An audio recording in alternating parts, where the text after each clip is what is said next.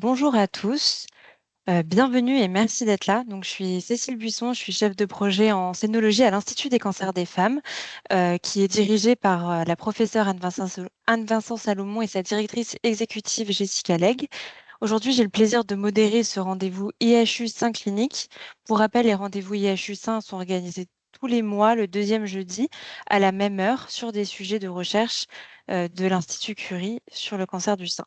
Aujourd'hui, nous avons le plaisir de donner la parole à la professeure Anne-Vincent Salomon, qui, en plus d'être la directrice de l'IHU, est aussi chef du pôle de médecine diagnostique et thérapeutique du service de pathologie et professeure à l'Université Paris Sciences Lettres. Aujourd'hui, Anne, tu vas nous présenter tes travaux sur les carcinomes infiltrants triple négatifs du sein et les spectres lésionnels hétérogènes. Donc, on va commencer par un topo, puis une période d'échange. Alors, je vous laisse bien garder vos questions pour la fin. Et dernier point, donc cette vidéoconférence est enregistrée et elle sera ensuite diffusée sur l'intranet. Donc, n'oubliez pas de couper vos caméras si vous voulez ne pas apparaître sur cet enregistrement. La parole est à toi, Anne. Merci beaucoup, Cécile. Alors, je tiens juste à préciser qu'il s'agit d'une synthèse de la littérature, comme un espèce d'exposé qui résume l'état des connaissances sur les carcinomes triple négatifs du sein et qui sont un groupe assez hétérogène de tumeurs. Et c'est vrai que c'était une proposition de Delphine Noirin que je vous fasse cette synthèse à partager. Alors, mes liens d'intérêt. Les carcinomes triple négatifs, c'est 15 à 18% des cancers infiltrants du sein. Et comme on le voit très bien sur ce graphe, ils apparaissent ici en rouge. Leur fréquence diminue avec l'âge. C'est-à-dire que chez les femmes entre 21 et 39 ans, cela peut représenter jusqu'à 44% des cas, alors que chez les femmes âgées, après 70 ans, ça ne représente plus que 9% des cas. Aux États-Unis, il a été montré que c'était plus fréquent chez les hispano-africaines-américaines. Et quelque chose de très important à garder en tête, les femmes qui sont porteuses d'une femme héréditaire constitutionnelle de BRCA1 sont volontiers, 85% des cas sont volontiers triple négatifs, alors que si on s'intéresse aux femmes porteuses d'une mutation constitutionnelle de BRCA2, alors les proportions seront tout à fait comme dans la population et la tranche d'âge, et la majorité des BRCA2 sont plutôt des lumino-B. Et à l'inverse, si on s'intéresse à une population et à une analyse de la séquence du génome des cancers infiltrants triple négatifs, seulement 10 à 14% d'entre elles auront une mutation somatique de BRCA1. Alors, en fait, il y a eu une espèce de stabilité, de stabilisation de l'incidence des cancers récepteurs aux oestrogènes négatifs et donc aux triple négatifs, alors qu'entre 2004 et 2020, aux États-Unis, mais je pense que pareil serait valable en France, entre les femmes de 25 à 39 ans, l'incidence des cancers du sein récepteurs aux oestrogènes positifs augmente très nettement. Et alors, en fait, avec des petites variations suivant les États américains. Mais surtout, ce que je trouvais intéressant dans ce graphe, c'est qu'en fait, la proportion des tumeurs triple négatives ne progresse pas.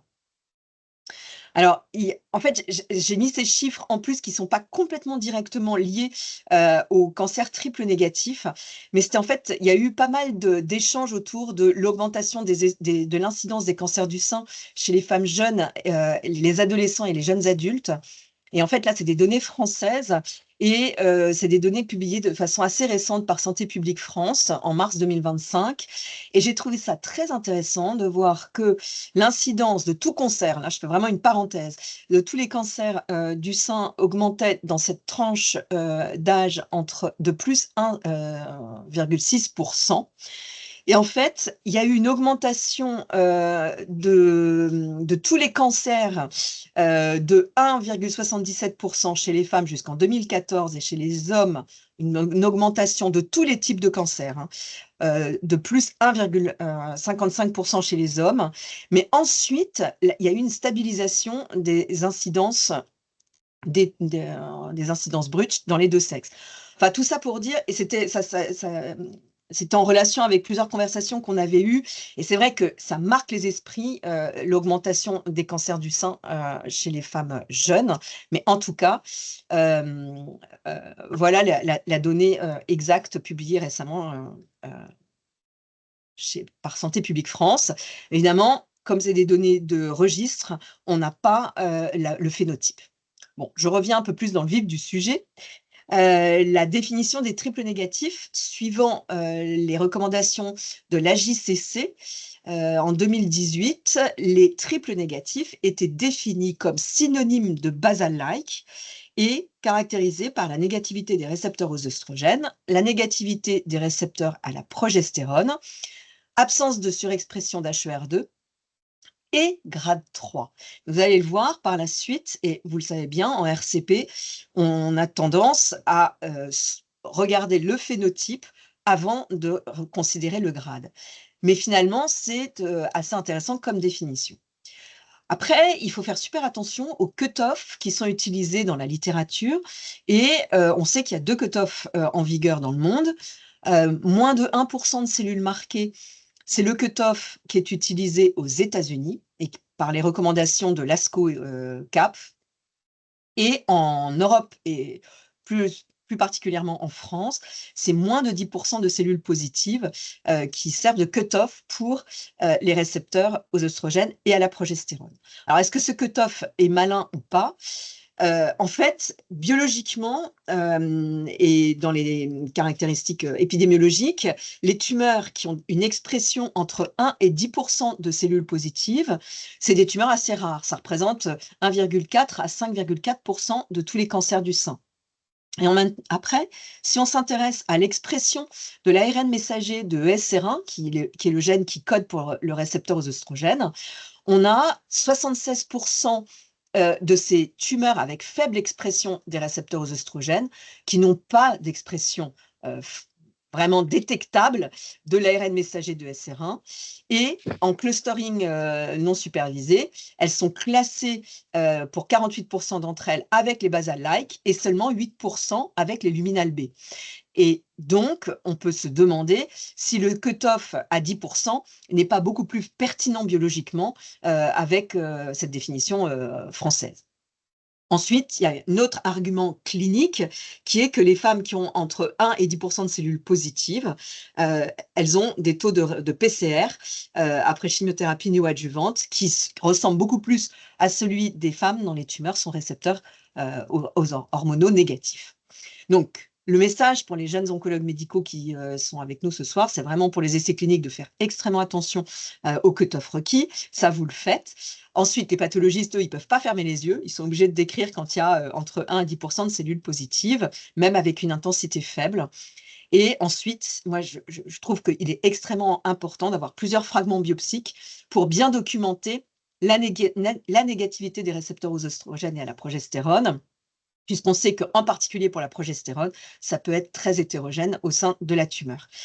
Et finalement, ça nous donne un petit peu raison, pas tout à fait raison, mais les recommandations de l'ASCO-CAP ont été révisées en 2020 et les Américains sont tenus de préciser quand il y a entre 1 et 10% de cellules positives, quelle que soit l'intensité du marquage, pour l'expression des récepteurs aux œstrogènes, de préciser qu'il s'agit d'un RH low, en fait, un RH faible. Voilà. Et ensuite, il est très clair que si il n'y a pas de témoin interne positif, c'est-à-dire une glande normale qui serait positive, alors que il y a seulement entre 1 et 10% de cellules marquées, il est fortement recommandé de renouveler l'expérience et d'être sûr qu'on interprète très correctement le marquage immunohistochimique. Alors après, un petit mot sur HER2. On sait que ça s'est complexifié avec l'arrivée du trastuzumab deruxtecan et que on a maintenant une catégorie HER2 low. Mais même avant le regain d'intérêt pour ces HER2 low, HER2 négatif, ça englobe les scores 0 et puis les 1+ et les 2+ non amplifiés. Donc, quelquefois, vous êtes obligé d'attendre jusqu'à avoir la fiche, le résultat de la fiche, pour savoir si votre patiente a bien une tumeur triple négative. Et comme enfin, je ne l'ai pas mentionné tout à l'heure, mais vous voyez que le terme de basal-like ne fait pas référence pour la JCC à la présence de l'expression des kératines de haut poids moléculaire qui sont dites basales, les kératines 5, les kératines 14, les kératines 17. Donc en fait, on n'a que à se concentrer sur RO, RP, HER2 et le grade 3. Alors, c'est vrai que, parmi les triples négatifs, est-ce que, il y a des HER2 faibles et quelle proportion, représentent-ils? Bah, de 21 à 36 des triples négatifs sont HER2 faibles et ils auraient un pronostic plus favorable que les autres triples négatifs. Ça a été montré dans, quelques études et ils répondraient moins bien parce qu'en fait, il a été montré dans cette étude en particulier, mais que ces HER2 faibles parmi les triples négatifs sont enrichis en luminal androgène récepteur et que, vraisemblablement, sur le plan transcriptomique, ils se rapprocheraient plus, des, lumino-androgènes récepteurs et ils seraient enrichis, en certaines cellules immunes. Et en tout cas, ça a été bien montré dans l'accord de Nottingham de plus de 5700 cas, et dans le TCGA, sur plus de 800 cas. Donc des études rétrospectives, pas d'essais cliniques, mais des données biologiques rétrospectives à visée cognitive qui semblent indiquer que ces triple neg HER2 faibles exprimant les récepteurs aux androgènes auraient, eux, alors plutôt un pronostic plus défavorable, mais qui répondraient de toute façon moins bien à la chimiothérapie dans le groupe des HER2 faibles. Bon, si je résume et que je redis ça un peu plus clairement, les HER2 faibles, dans certaines études, celles de seraient moins bons répondeurs à la chimiothérapie, et ce qui rejoindrait les caractéristiques des lumino-androgènes récepteurs. Et quant à la définition du pronostic, soit plus favorable, soit plus défavorable, je pense que le débat reste ouvert. Et ce serait réglé seulement dans le cadre d'études prospectives. Alors, avant de poser le diagnostic de carcinome triple négatif, en particulier sur microbiopsie, pour les pathologistes, ça sous-entend un certain nombre de précautions. Allez, je vais commencer d'ailleurs par la partie basse de la diapositive. Chez une femme, nous, on est tenu, et un bon pathologiste, il va lire le contexte clinique et il sera toujours plus pertinent s'il a à sa disposition la lecture du dossier clinique ou des informations cliniques. Ce que je veux dire par là, c'est que, il faut voir s'il y a, des antécédents, une autre tumeur évolutive ou, une prédisposition, par exemple, et en particulier, s'il n'y a pas de carcinome canalaire in situ sur la microbiopsie, ou bien que, les lésions sont décrites comme bilatérales, alors on doit impérativement éliminer la possibilité d'une métastase. On sait, et on a dans la littérature et en pratique ici, on a pu, avoir la description de, cancer du col de l'utérus, des adénocarcinomes du col de l'utérus, des adénocarcinomes ovariens, enfin des séreux de haut grade en particulier, mais même des séreux de bas grade ou des cancers du poumon qui métastasient dans le sein. Ça peut être également, un mélanome métastatique dans le sein et bien sûr, ça peut être un angiosarcome qui sera triple neg et bien sûr aussi, un lymphome. Donc vous voyez qu'on a pas mal de diagnostics à évoquer. En tout cas, c'est la raison pour laquelle vous voyez souvent pas mal d'immunohistochimie dans les comptes rendus pour un triple négatif. Ensuite, on va vérifier et on va essayer de prouver l'origine mammaire. Une fois qu'on a, écarté l'hypothèse d'une métastase, et d'ailleurs, on va commencer par ça dans la plupart des cas, en faisant GATA3. Mais GATA3 dans les triple neg n'est positif que dans 30 des cas. On peut s'accompagner également de l'expression de SOX10, qui est positif dans 60 des cas. Et puis TRPS1 qui est positif dans 80 des cas. Mais la spécificité de SOX10 et TRPS1 est pas tout à fait parfaite, bien sûr, et GATA3 non plus. Donc c'est une combinaison d'anticorps qui vont nous faire poser le diagnostic de carcinome infiltrant triple négatif. Et puis on aura vérifié qu'il ne s'agit pas d'un lymphome ou d'un angiosarcome avec l'expression des kératines et éventuellement également de chez CDF-P15. Puis vous voyez que on peut multiplier les anticorps pour aller documenter la possibilité d'une métastase. Enfin, je finirai par mentionner en particulier dans le contexte d'un diagnostic sur une microbiopsie que chez l'homme, il n'y a quasiment pas, et ça n'existe pratiquement pas, et je pense pouvoir dire même ça n'existe pas, mais je mets toujours des guillemets, un cancer triple négatif. Et il faut véritablement penser chez un homme, devant une tumeur triple négative du sein, à une métastase, un lymphome, un sarcome granulocytique. Et je ne sais pas si Jean-Yves Pirga est avec nous ce soir, mais en tout cas, on a le souvenir très triste d'un homme qui avait un peu erré dans différents hôpitaux pour arriver ici à un stade trop avancé d'un sarcome granulocytique et pas du tout un cancer du sein triple neg. La majorité des cancers du sein chez l'homme étant luminal B. Alors ensuite, une autre précision. L'immunohistochimie, c'est les protéines. Les signatures moléculaires explorent l'expression des ARN messagers. Donc, il n'y a pas une concordance parfaite entre les deux outils, c'est bien normal. Et puis, d'autre part, nous, en Anapath, on fait de l'analyse en cellules uniques. Vous m'avez peut-être déjà entendu vous le dire, mais c'est vrai parce qu'en fait, on regarde la lame et on regarde les cellules in situ, les cellules infiltrantes, les glandes normales résiduelles, le stroma. Dans les triple neg, quelques fibroblastes peuvent exprimer les récepteurs aux œstrogènes. Donc, on sait qu'il y a une concordance imparfaite. Donc là, j'ai fait figurer les graphes de deux types d'analyses. Une analyse qui compare l'immunohistochimie en prenant plus de 530 triples négatifs déterminés par immunohistochimie, analysée grâce à la signature Blueprint de chez Agendia. Et on voit que dans 94% des cas, c'est de type basal-like, en transcriptomique, donc il y a une assez jolie concordance, mais il y a quand même 3% de lumino A, 2% de lumino B, 1% d'HER2. Bien, donc ça peut être expliqué soit par une contamination par des glandes normales ou un niveau d'expression d'HER2 un peu plus élevé par aneuploïdie ou anomalie de nombre du chromosome 17 dans les tumeurs étiquetées triple négatives, puisque vous le savez, une des marques de fabrique de ces triple neg, c'est en particulier d'avoir beaucoup d'anomalies de nombre des chromosomes. Pareil avec des données de RNA-seq comparées avec des données immunohistochimiques. Et que ce soit dans le TCGA ou Métabrique, bah là, c'est encore moins bien. Là, c'était une étude, celle avec Blueprint, dans un institut où les pathologistes avaient vraiment sélectionné eux-mêmes les tumeurs. Donc, c'était dans une pratique clinique très encadrée, très rigoureuse. Là, vous savez que le TCGA, c'est une base de données fantastique, Métabrique aussi, mais c'est des cas qui proviennent de différents hôpitaux, etc. Et là, la concordance est encore un petit peu nettement moins bonne, hein, on peut le voir. 78% des tumeurs qui sont classées de façon adéquate en triple neg et 75 pour le groupe de Métabrique basal-like. Et puis, pas mal de RH+, HER2-, lumino B plutôt que le reste.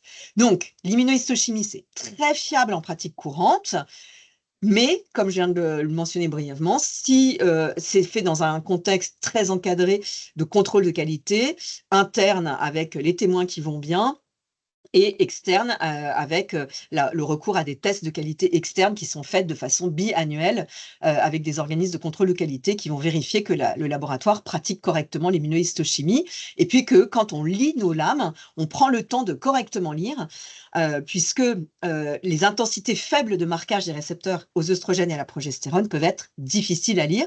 Donc finalement, ça prend du temps. Alors maintenant, venons-en à l'hétérogénéité morphologique des triples négatifs. On a passé les 15 dernières années à décrire l'hétérogénéité morphologique de cette entité triple neg. Mais on sait que sur pièce opératoire, c'est assez confortable et assez évident de poser les bons diagnostics si on sait que ces tumeurs existent, bien sûr, et si on se pose les bonnes questions. Mais sur microbiopsie, ça peut être quelquefois très difficile et c'est la raison pour laquelle on va avoir recours à d'autres techniques pour conforter notre diagnostic morphologique déjà et puis qu'on aura souvent tendance à vouloir vous recommander de ne pas aller vers la chimiothérapie néoadjuvante et à opérer les patientes d'emblée. Je parle des tumeurs triple négatives dites de bon pronostic, qui sont généralement de bas grade et qui n'ont pas de mutation de P53. En gynécopathologie, on est très habitué, vous le voyez systématiquement dans les comptes rendus, pour les séreux de haut grade versus séreux de bas grade. On fait P53. Et en scénologie, on le fait beaucoup moins. Or, en matière de triple neg, ça vaut vraiment la peine de céder de P53. Alors, qu'est-ce qu'on a comme tumeur triple neg de bas grade de bon pronostic? Les adénoïdes kystiques, les sécrétoires, les carcinomes à cellules hautes et à polarité inversée, l'adénose squameux de bas grade et le carcinome fibromatose-like. Ces tumeurs, elles sont rares, elles représentent moins de 1 à 2% des cancers infiltrants, de tous les cancers infiltrants du sein. Et surtout, ce qui est très intéressant, c'est que vous voyez que c'est, en particulier pour l'adénoïde kystique et le sécrétoire, des tumeurs qui sont marquées par une translocation. Et c'est les seuls cancers du sein qu'on retrouve marqués par des translocations. Sinon, les cancers du sein, c'est des anomalies de nombre des chromosomes et non pas des anomalies des réarrangements comme ça chromosomiques. Le carcinome à cellules hautes et à polarité inversée est marqué, lui, par des mutations de IDH2 et de PIK3CA, l'adénose squameux de bas grade par des mutations de PIK3CA et le fibromatose-like, des mutations de PIK3CA et de TERT. Donc vraiment, ces tumeurs-là, il vaut mieux aller opérer les patientes et savoir conforter son diagnostic. Après, on aura toujours quelques sécrétoires qui sortent du cadre classique, qui vont exprimer les récepteurs aux oestrogènes ou qui vont être de grade 3 et qui pourraient avoir un comportement clinique plus défavorable. Ils peuvent prendre des quantités de formes histologiques différentes. C'est quelquefois d'architecture papillaire ou c'est à cellules fusiformes. Bref, vous comprenez là que c'est un spectre de lésions où il faut vraiment avoir le coup d'œil et c'est des tumeurs qu'on revoit assez volontiers ensemble, à plusieurs, avant de poser le diagnostic. Le carcinome à cellules hautes et à polarité inversée, il avait été décrit il y a une petite vingtaine d'années, puis il a été remis au goût du jour plus récemment avec des études moléculaires, entre autres une faite par notre bon copain Laurent Arnoux. Et en tout cas, c'est une tumeur vraiment très particulière qui exprime en plus la calrétinine qui n'a absolument rien à voir avec la glande mammaire en théorie. On a après deux autres types de tumeurs, dont une autre, le carcinome mucoépidermoïde, qui est marqué par une translocation 11-19, CRTC1 mamelle 2, et le carcinome à cellules acineuses. Alors, une chose que je n'ai pas dite, c'est que adénoïdes kystiques, sécrétoires, mucoépidermoïdes, carcinome à cellules acineuses, en fait, ils peuvent être aussi vus dans d'autres organes et en particulier dans les glandes salivaires. Donc, c'est des cancers qui sont mammary-like dans les glandes salivaires et salivary-like dans la glande mammaire. Mais ceux-là, mucoépidermoïdes et carcinome à cellules acineuses, ils sont vraiment de pronostics beaucoup moins favorables que ceux de la ligne du haut. Et le carcinome à cellules acineuses, en fait, il n'a pas tout à fait la même allure moléculaire en particulier que ceux qui se développent dans la sphère ORL. Ils sont NR4A3 négatifs et TP53 mutés. Mais là aussi, ces tumeurs-là, c'est mieux de les opérer plutôt que de leur donner de la chimiothérapie tout de suite. Et là, encore une fois, d'avoir plus de biopsies, enfin plus qu'un prélèvement, que font nos radiologues très volontiers ici. Ils prélèvent magnifiquement 2 ou 3 prélèvements. Là, c'est beaucoup plus confortable et on va avoir beaucoup plus de chances de penser au bon diagnostic que s'il n'y a qu'une seule biopsie de 1,5 cm par 2 millimètres. Et puis enfin, le spectre morphologique des carcinomes triple négatifs, RO, RP, HER2 négatifs et de grade 3, qui sont de mauvais pronostics et qui sont quasiment tous, mais on va y revenir, TP53 mutés. Marc-Henri Stern a fait une étude il y a quelques années avec Élodie Magnier, où on avait même, si on cherche bien les mutations P53, c'est quasiment 100% des cas qui sont mutés. Donc avec le simple RO-RP HER2 et grade 3, on est quasiment certain qu'on va trouver des mutations P53.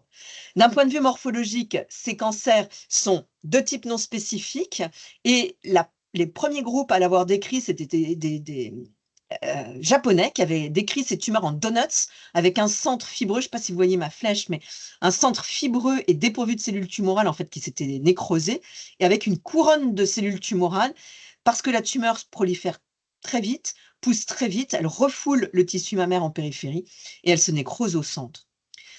On connaît dans cette maison à Curie, pour y avoir travaillé depuis des générations, et Rémi Dandal, qui est avec nous ici, y a travaillé quand tous les deux on était bien jeunes, les médulaires, qui maintenant s'appellent plutôt les carcinomes infiltrants de type non spécifique à stroma riche en lymphocytes avec fait médulaire.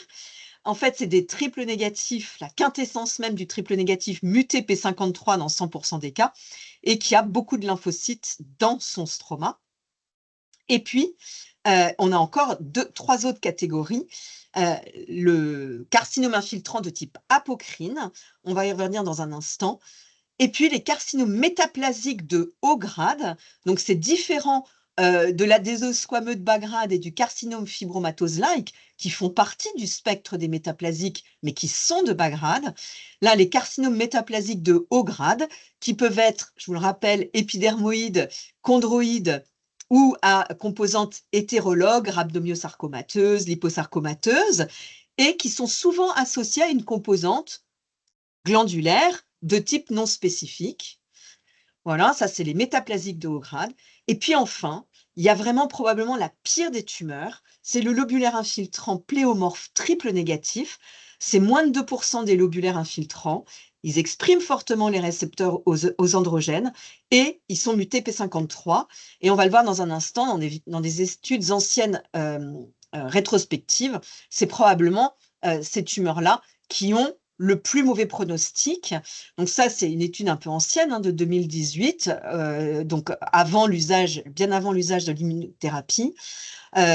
Des tumeurs opérées d'emblée, 729 000 tumeurs. Donc ça a beau être une étude rétrospective, je pense que son poids pronostic peut quand même être considéré que sérieux. Et on voit que les métaplasiques sont ici, et puis que les lobulaires triple négatifs, c'est la courbe jaune. Donc, on a par le type histologique des carcinomes triple négatifs, une information pronostique en elle-même. Et puis, vous voyez, c'est des tumeurs qui sont quand même vraiment rares parmi les tumeurs triple négatives, avec des pourcentages qui varient suivant les séries.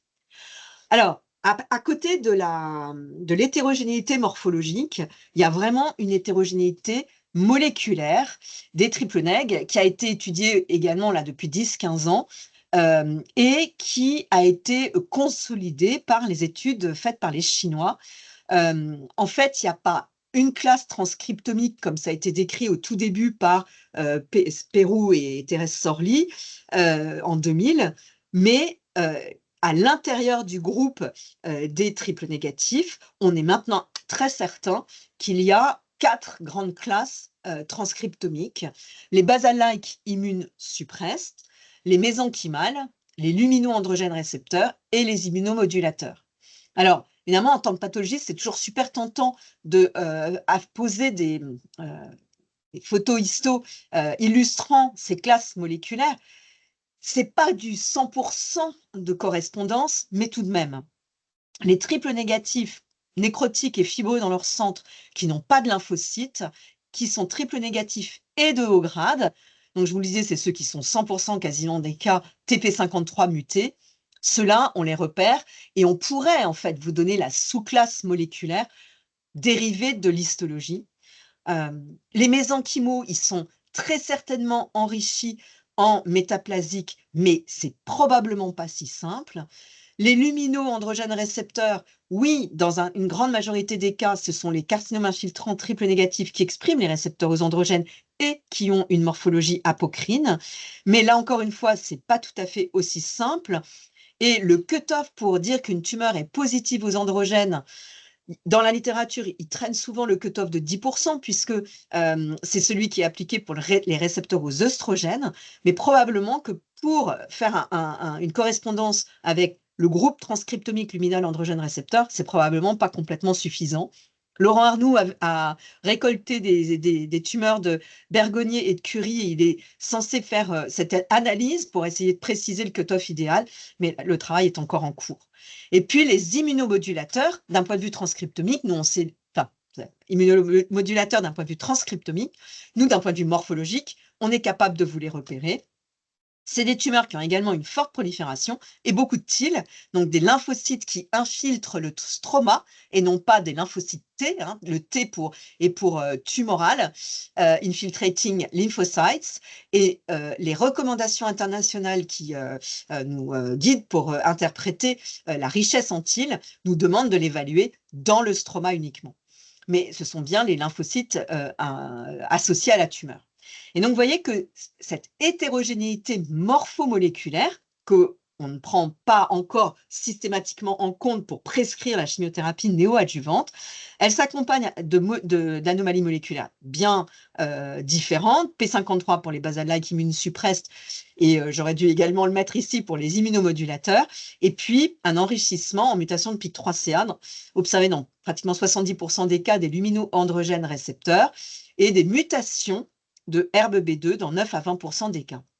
Et puis la HRD, elle est bien différemment distribuée dans ces tumeurs-là.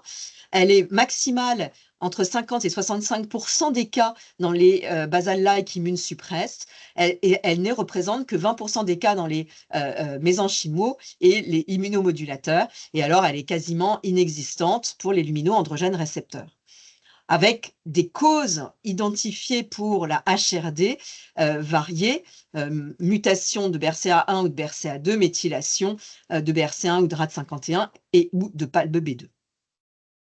Après, en essayant quand même de préparer un petit peu ce topo, je me suis aperçue qu'il y avait des données publiées de façon rétrospective et dans un journal de pathologie en 2023, une notion intéressante qui mentionnait que les femmes d'Asie du Sud-Est auraient plus souvent des triples négatifs enrichis en mutation de PIK3CA. Et là, vous voyez des graphes et si on se concentre là sur PIK3CA, avec les séries chinoises, celles du TCGA, de Métabric ou SGH, on voit des fréquences différentes, et celle d'Asie du Sud-Est, il y aurait un petit peu plus, ça c'est un hôpital d'Asie du Sud-Est et de Corée, SGH, et avec des fréquences un peu plus importantes. Bon, est-ce que c'est en lien avec l'histologie métaplasique? L'histoire ne le dit pas dans le papier. Et en plus, ce serait associé à une expression de PDL1, mais les chiffres sont super modestes, qui est d'autant plus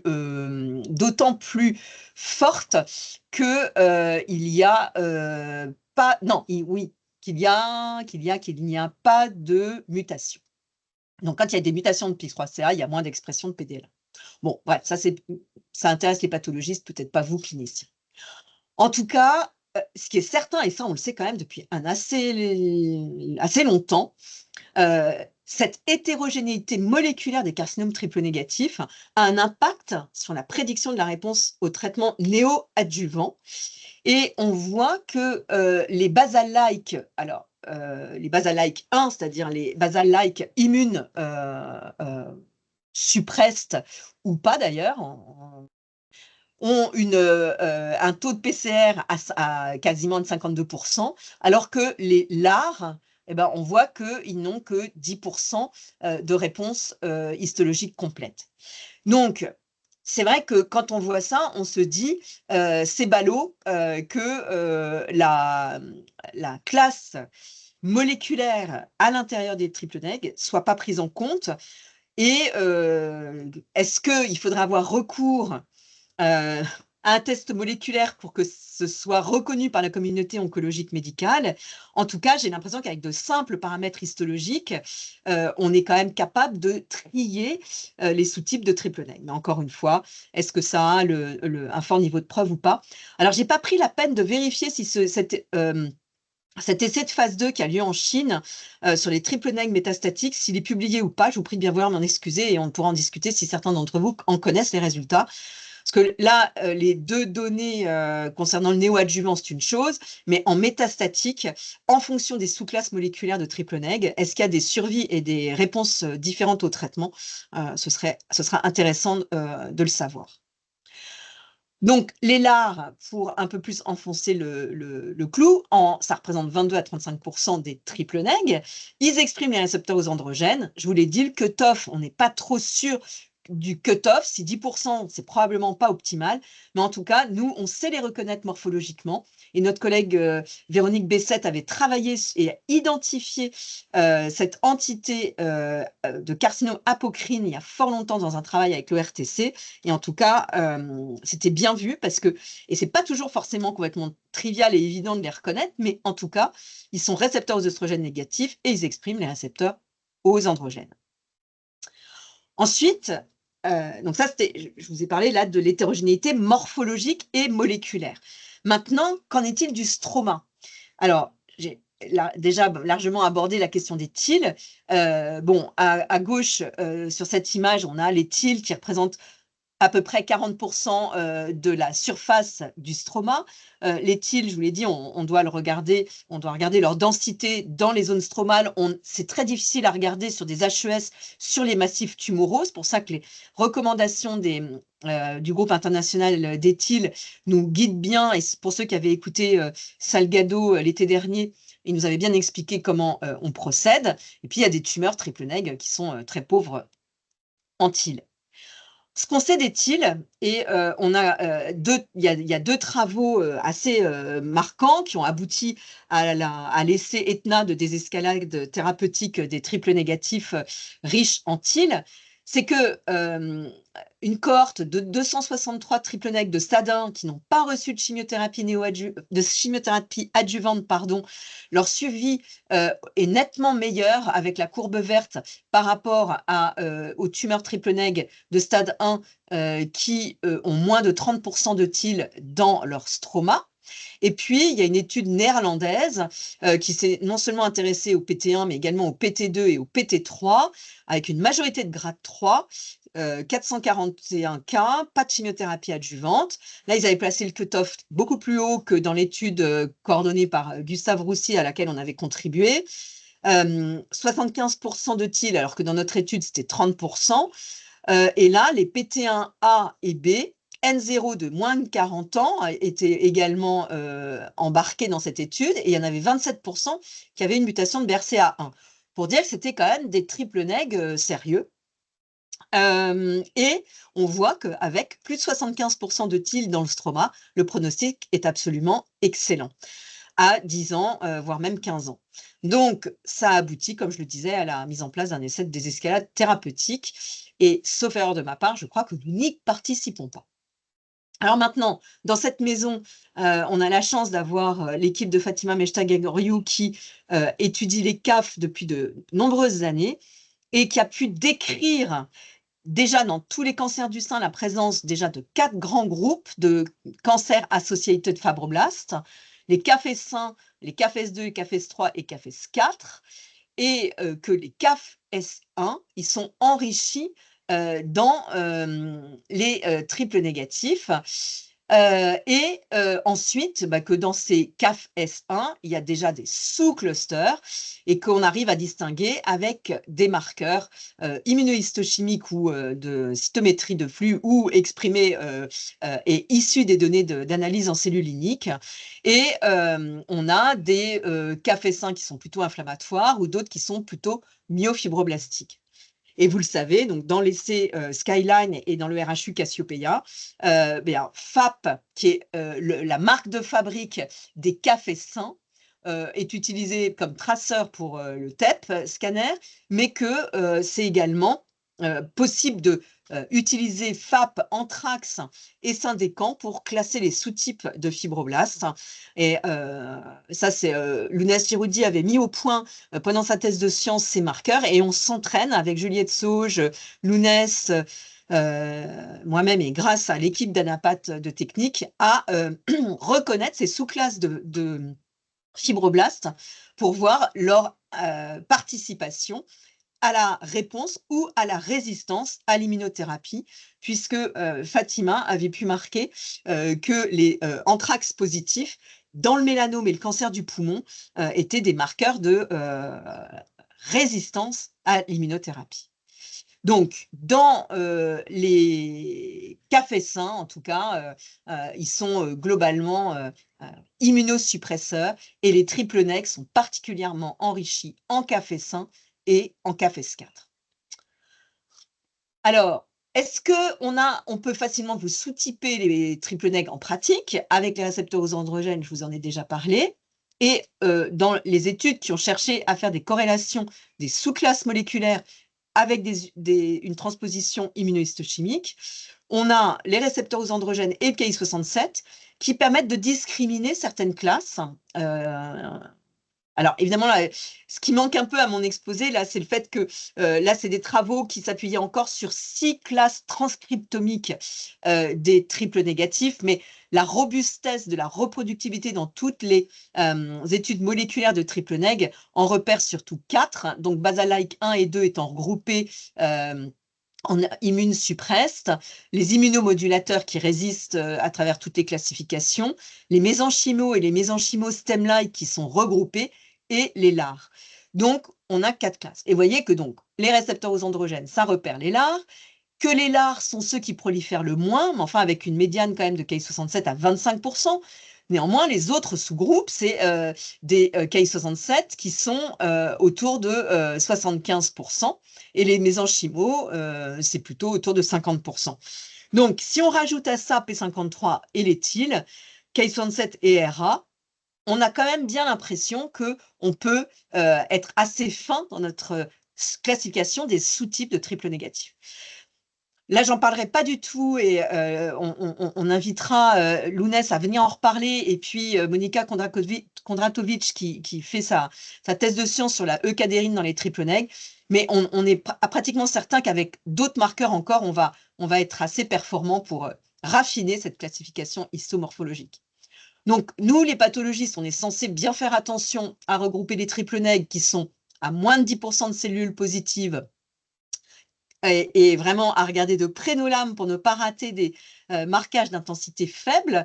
Et puis, il y a les RO négatifs, les HER2 négatifs, les HER2 faibles, 1+ et 2+ non amplifiés. Ça, c'est notre définition des triple neg.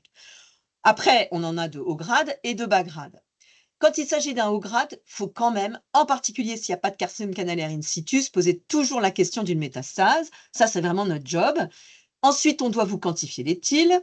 On doit bien préciser le sous-type histo, métaplasique, carcinome infiltrant de type non spécifique avec fait médulaire. Est-ce que c'est un lobulaire? Ça existe, mais c'est rare.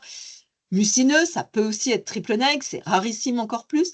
Et puis après, on peut déclencher bien sûr la recherche d'une mutation des gènes BRCA avec en panel somatique, mais c'est souvent en RCP que vous nous le demandez. Et puis voilà, si c'est positif, ça sera complété de cette consultation d'oncogénétique.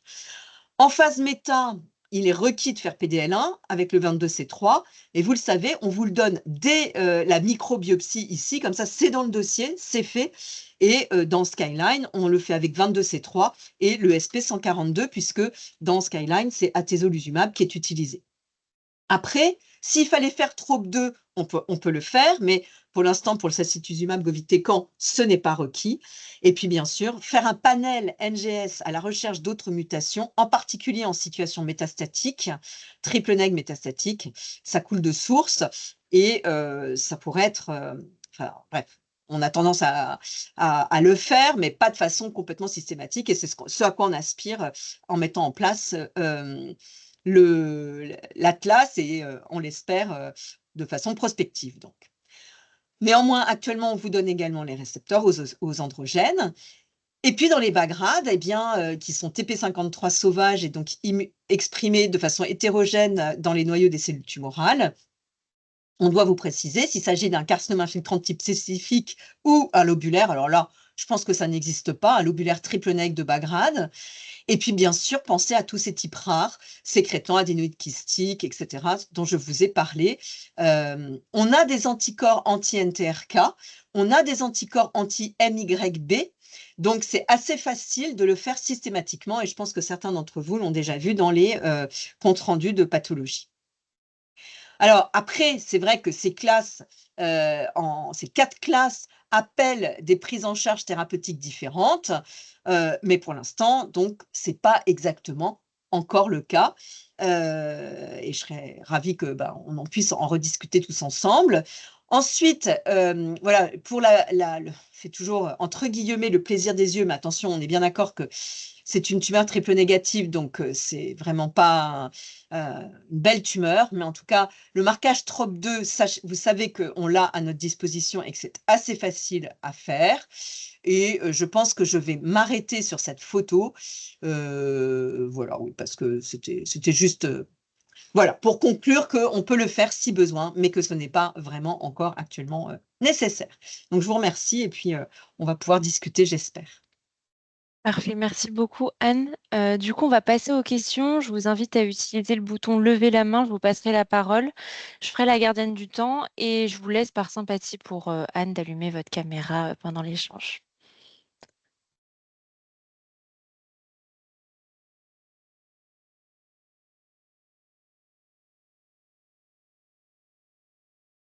Luc? Luc, tu as une question? Vas-y, commence parce que sinon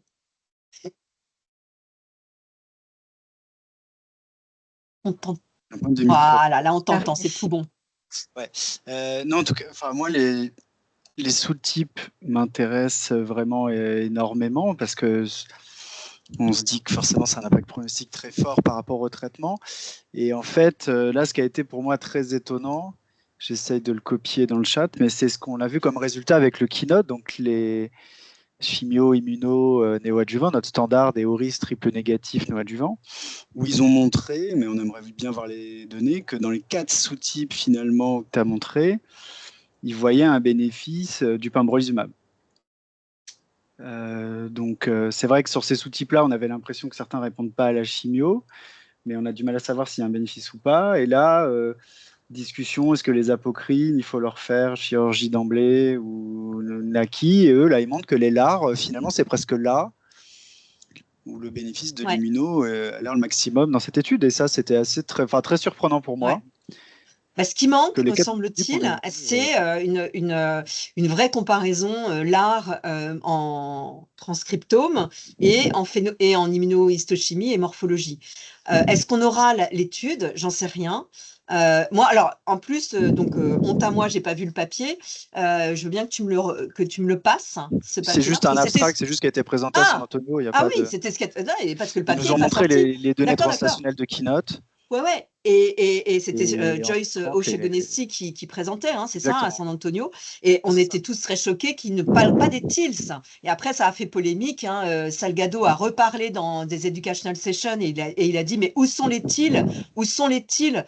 Bon, c'est pas où sont les femmes, mais où sont les TIL? Je veux dire franchement, Ils ont caché les... c'est choquant parce que, voilà. Mais je peux pas mieux te répondre que ça. En tout cas, nous, on sait bien, enfin, quand je te dis nous, c'est la communauté des pathologistes. On sait bien que pour les LAR, il y a encore du boulot. Et donc, j'espère que Laurent Arnoux va pas abandonner son travail qu'il avait prévu, parce que on a ressorti 100 LAR, enfin, 100 cancers apocrines morphologiques avec expression des récepteurs aux androgènes. Gaëtan Magrogan à Bordeaux a fait pareil.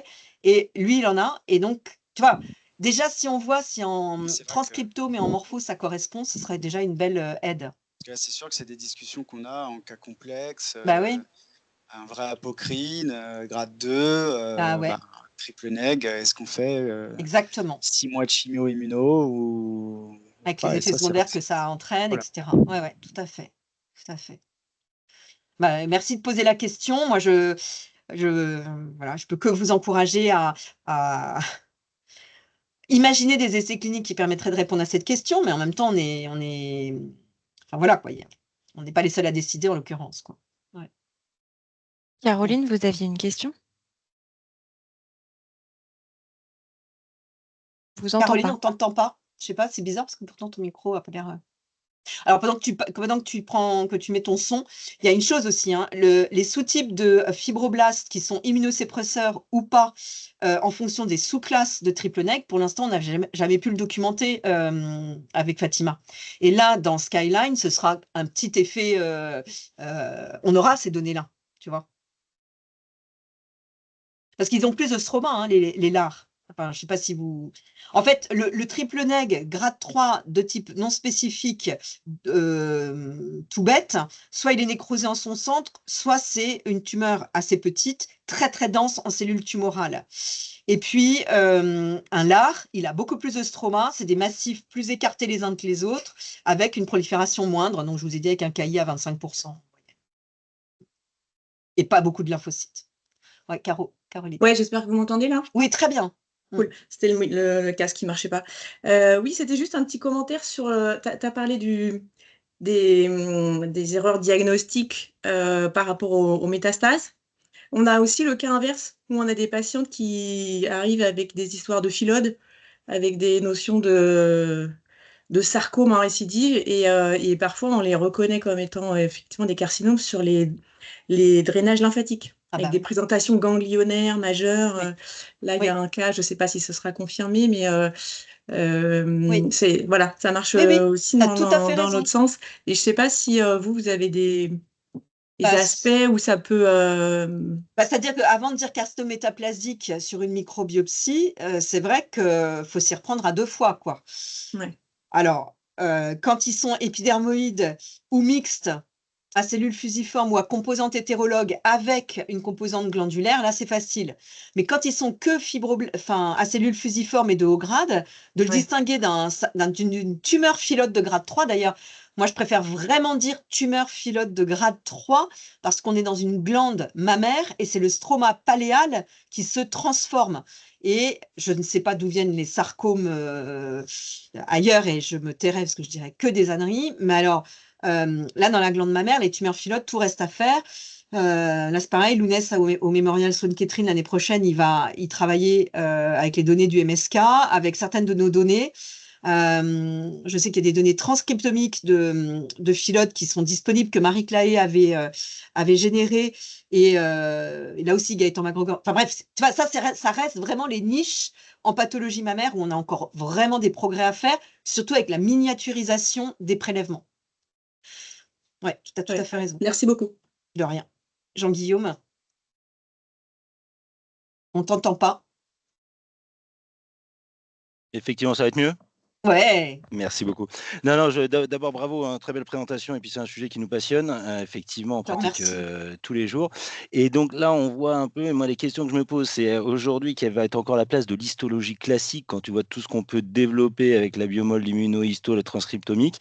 Et surtout, je pense, et là, il y a Caroline qui travaille aussi là-dessus, c'est de voir si on n'arrive pas à mieux définir finalement la tumeur et éventuellement surtout sa réponse à un éventuel traitement systémique premier avec ou sans immuno, en corrélant les données histoclassiques, l'immunohisto, on va dire standard, et les caractéristiques d'imagerie. Est-ce qu'il y a des travaux, des connaissances là-dessus qui font pour s'appuyer, parce qu'effectivement, les prélèvements sont de plus en plus petits, j'ai envie de dire l'imagerie est de plus en plus précise, et est-ce qu'on arrive à matcher les deux pour mieux identifier les tumeurs? Bon, là, tu peux pas me faire plus plaisir. Pas à la pathologiste que je suis, mais pour Caroline. Celle qui essaye de coordonner cette IHU. Et donc, Laetitia et Luc et plein d'entre vous sont attelés à répondre à l'appel d'offres Signit, où là, on essaye d'être ambitieux, on va intégrer les données. Et c'est également le but aussi de cet atlas, où on espère être multimodal. Alors, on aime bien s'attaquer à Curie à des questions complexes. Je pense qu'on a les moyens de le faire. On a des équipes de bioinfo extrêmement compétentes, en IA extrêmement compétentes. On a des radiologues hors pair, on a des chirurgiens et des médecins excellents. Enfin bref, il y a toutes les composantes. Après, il va falloir une infrastructure informatique robuste, des serveurs robustes, des GPU en quantité, mais on va y arriver, c'est sûr. En tout cas, il est clair qu'il y a une partie de l'information qui ne réside pas dans la morphologie. Après, il y a quelque chose auquel je crois énormément, qui est, bon, je vous l'ai dit, hein, et puis c'est une pathologiste qui vous parle, on va faire, donc en histo, sur la coupe histo, on voit beaucoup d'infos, mais il y en a qu'on a appris à reconnaître et qu'on vous donne comme info. Puis il y a celles qu'on n'a pas appris à reconnaître et qu'on ne vous donne pas. Et puis, voilà, par exemple, la proportion de stroma et la nature du stroma, on ne vous la donne pas. Bon, maintenant, je l'ai un peu mentionné, les triple neg sont enrichis en café sain et en café SCAT, surtout en café sain. Dans les cafés sains, il y en a vraiment qui sont immunosuppresseurs. Est-ce est-ce que ça, demain, on vous donnera ce qu'on donne dans Skyline, le phénotype des fibroblastes? Bon, ça, c'est une chose.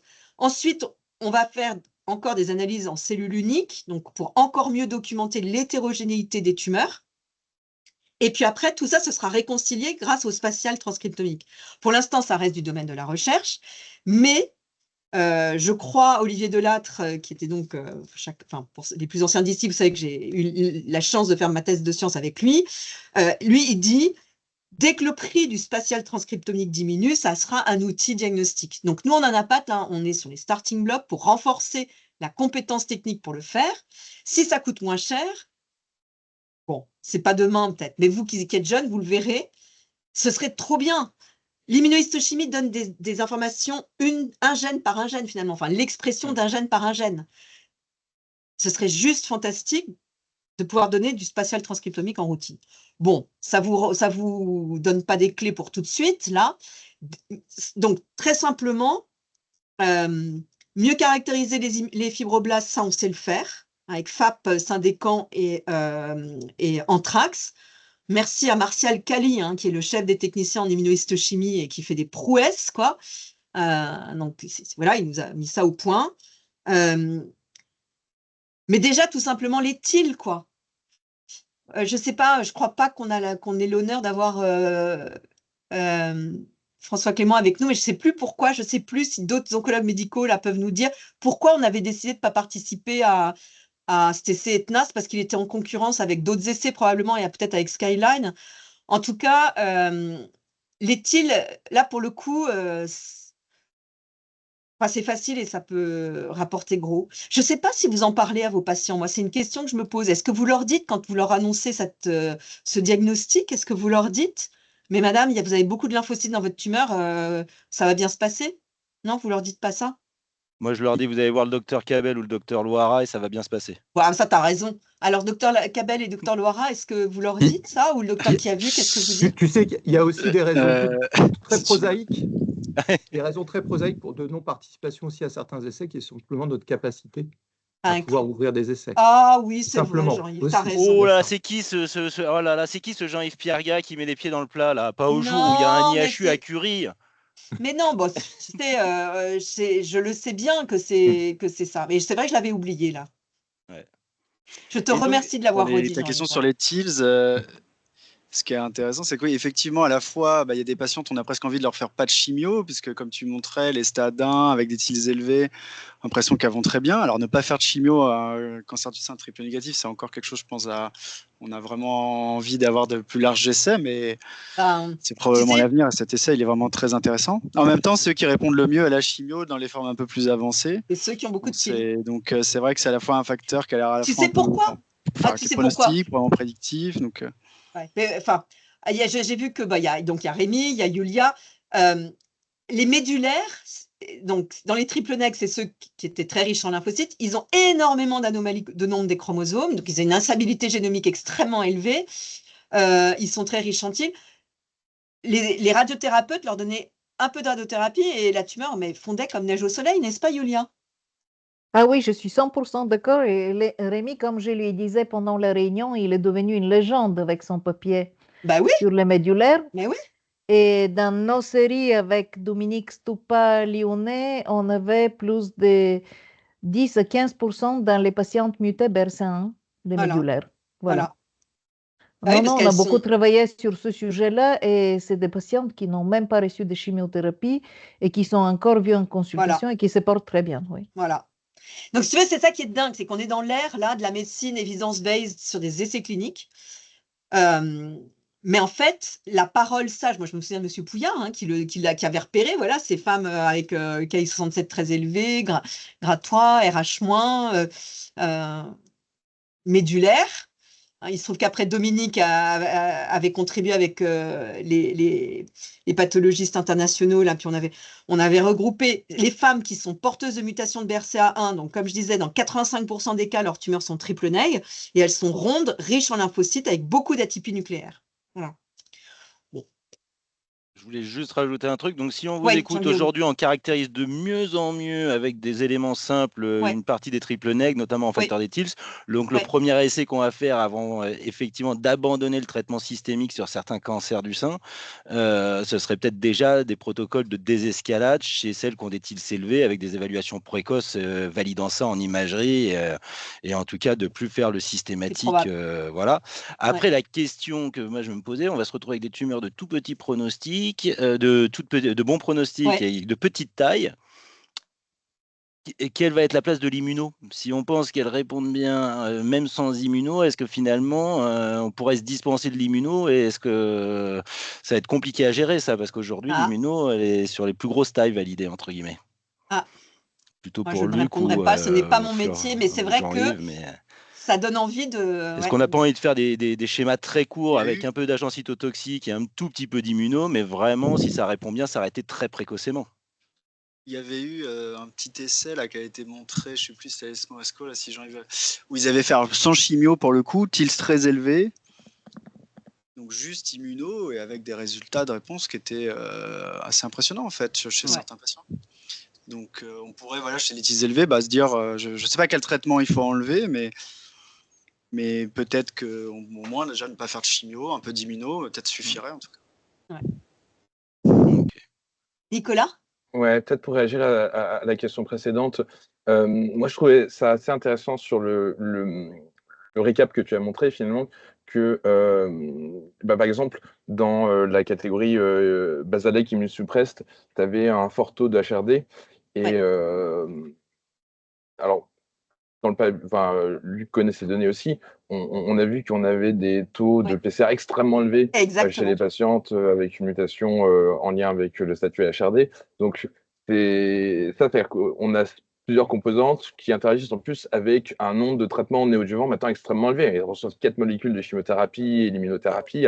Les HRD peut-être répondent particulièrement bien aux carboplatines. Donc, c'est pour ça que ça rajoute un niveau de complexité. Et je réagis là parce que on pourra peut-être en reparler si la lettre d'intention, si le dossier HRC passe, mais Emanuela Romano, qui est malheureusement pas connectée, a soumis un essai, un projet de PHRC pour un essai de désescalade chez les patientes avec des mutations BRCA 1, 2, RAD51 CD et PAL-B2. Est-ce que ça ne sera pas intéressant, si jamais ce truc passe, qu'on aille regarder ces sous-types-là, ce qui n'était pas prévu jusque-là, pour voir si peut-être dans celles qui ne répondent pas, on aurait une explication grâce à cette classification? Ouais. Alors, Emmanuela avait demandé pour une relecture centralisée des TIL, justement. Des TIL seulement, oui. Voilà, parce que Etna, en fait, les TIL, ils permettent quand même de classer les immunomodulateurs des basal-like immunosuppressed. Et finalement, les lumino-androgènes récepteurs, ils ont plus de stroma, moins de TIL, des grandes cellules éosinophiles avec gros nucléoles. Tu vois, il manque quelques photos là dans mon topo à plus fort grandissement, tu vois, pour vous montrer. Vous les avez vues rapidement. Elles sont très roses, les cellules des apocrines, mais oui, peut-être que ce sera intéressant, effectivement, même sûrement. Ouais. Merci beaucoup, Anne, pour ta présentation. Je pense qu'il est l'heure. Je vais arrêter l'enregistrement et merci à tous pour votre présence. Merci beaucoup.